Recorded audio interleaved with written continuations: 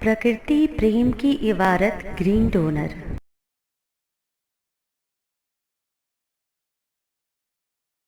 Divine phone line, मासूम सवाल, अंक 8। प्रेम का रहस्य, राधा और गोपियों का श्री कृष्ण से प्रेम। वीरजी लिखित पुस्तक द प्योर वंडर से हिंदी अनुवाद। ग्रीन डोनर, हरित प्रेरणा स्टोरीज। द प्योर वंडर पुस्तक का हिंदी अनुवाद वीरजी द्वारा रचित अद्वितीय विचारों को सरल और भावपूर्ण शैली में प्रस्तुत करने का एक प्रयास है। कहानी शुरू करने से पहले आइए इस श्रृंखला की पृष्ठभूमि को संक्षेप में समझ लें। इस पूरी कहानी को सही से समझने के लिए आरंभ के एपिसोड देखना बेहद जरूरी है। फिर भी थोड़ी सी झलक तो यहाँ मिल ही जाएगी। ये एक मासूम बालक की कहानी है जो अपनी शालेय शिक्षा में लगा हुआ है।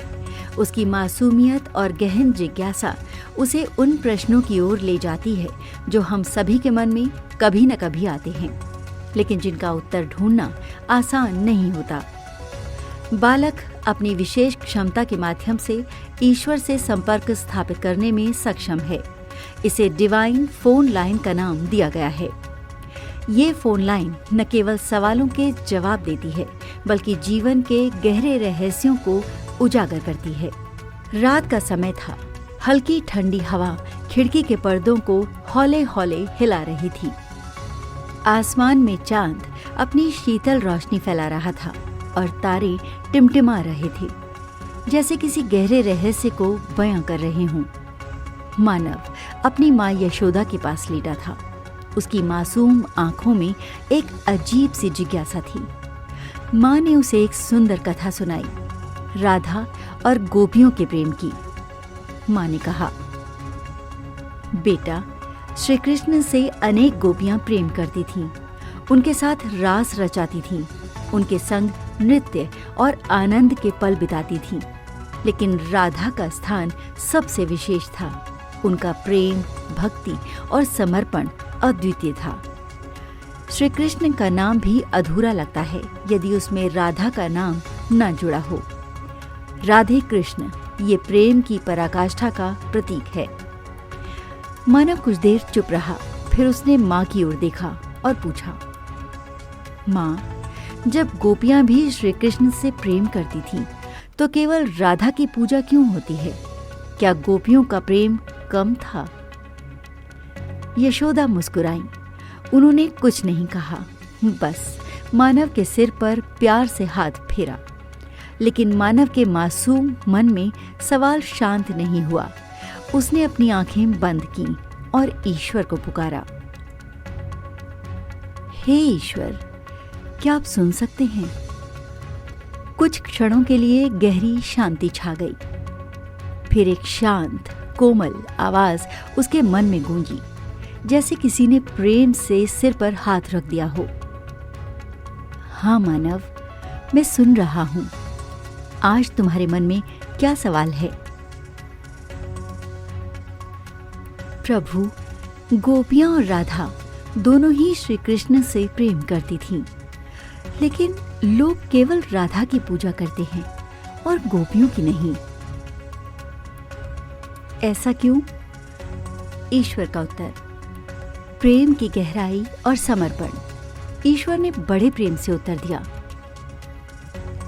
मानव, ये प्रेम की गहराई और समर्पण को समझने का प्रश्न है। गोपियों ने श्री कृष्ण से प्रेम किया, लेकिन राधा का प्रेम गोपियों से अलग था। गोपियों का प्रेम आनंद और स्नेह से भरा था, लेकिन राधा का प्रेम पूर्ण समर्पण और आत्मा का मिलन था। वो प्रेम की ऐसी अवस्था थी जहां मैं और तुम का भेद मिट जाता है। राधा और कृष्ण केवल प्रेमी नहीं थे, वो प्रेम के स्वरूप थे। वो एक ही आत्मा के दो रूप थे। यही कारण है कि राधा कृष्ण प्रेम का सर्वोच्च आदर्श बन गए। राधा का नाम कृष्ण के बिना अधूरा है और कृष्ण का नाम राधा के बिना। मानव चुपचाप सुन रहा था, लेकिन उसके मन में अभी और सवाल थे। मानव का अगला सवाल, तो क्या गोपियों का प्रेम कम था? ईश्वर मुस्कुराए और बोले, नहीं मानव, गोपियों का प्रेम भी अत्यंत पवित्र और निश्चल था, लेकिन प्रेम की अलग अलग गहराइयां होती हैं। गोपियों ने कृष्ण के साथ प्रेम का आनंद लिया, लेकिन राधा ने कृष्ण के साथ प्रेम को जिया। ये प्रेम का चरम बिंदु था, जहाँ कोई चाहत नहीं थी, केवल समर्पण था। गोपियों का प्रेम एक मधुर राग था, लेकिन राधा का प्रेम एक दिव्य संगीत बन गया। गोपियों ने प्रेम किया, लेकिन राधा प्रेम बन गई। यही कारण है कि राधा पूजनीय है। मानव को ये उत्तर बहुत रोचक लगा, लेकिन उसकी मासूम बुद्धि अभी और गहराई में जाना चाहती थी। मानव का तीसरा सवाल, त्याग और भक्ति। प्रभु, तो क्या सच्चा प्रेम तभी पूर्ण होता है जब उसमें त्याग और भक्ति हो? ईश्वर: हाँ मानव, सच्चा प्रेम तब परिपूर्ण होता है जब उसमें निस्वार्थ और पूर्ण समर्पण हो। प्रेम का सबसे ऊंचा स्वरूप तब प्रकट होता है जब प्रेमी और प्रेम स्वयं एक हो जाते हैं। राधा का प्रेम इसमें सर्वोच्च था। उन्होंने न तो कोई अधिकार चाहा और न कोई प्रतिफल। उन्होंने स्वयं को कृष्ण के प्रेम में समर्पित कर दिया, यहाँ तक कि उनका अस्तित्व भी कृष्ण में विलीन हो गया। इसलिए जब प्रेम त्याग और भक्ति में बदल जाता है तो वो परमात्मा से जुड़ने का साधन बन जाता है।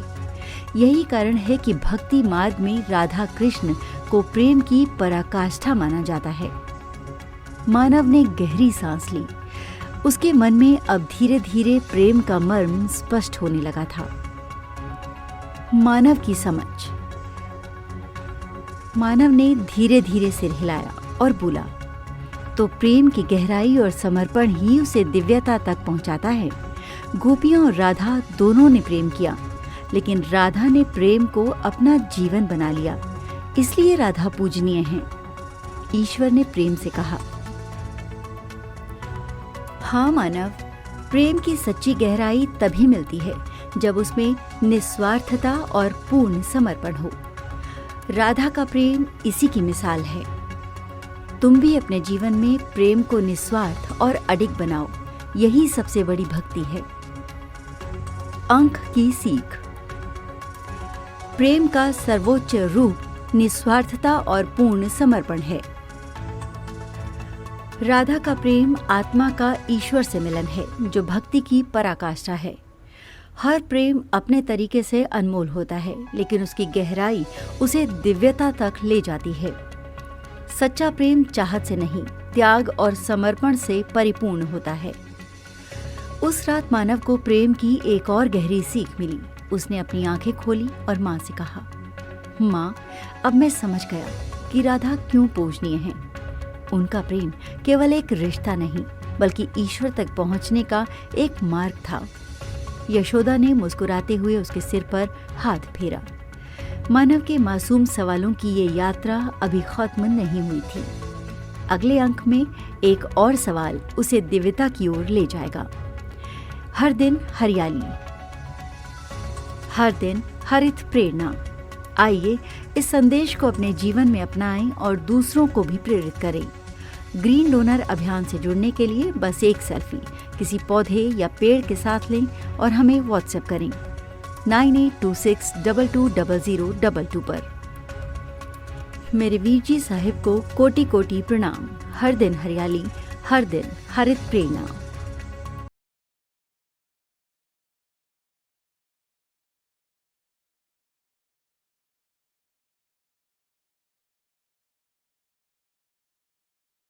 प्रकृति प्रेम की इबारत ग्रीन डोनर। यदि आपके हृदयांतर में माँ प्रकृति के लिए प्रेम है या इस प्रेम का एहसास चाहते हैं, तो हरित वीर वाहिनी एक सेवा द्वार है। आज ही जुड़े। कॉल 9826220022।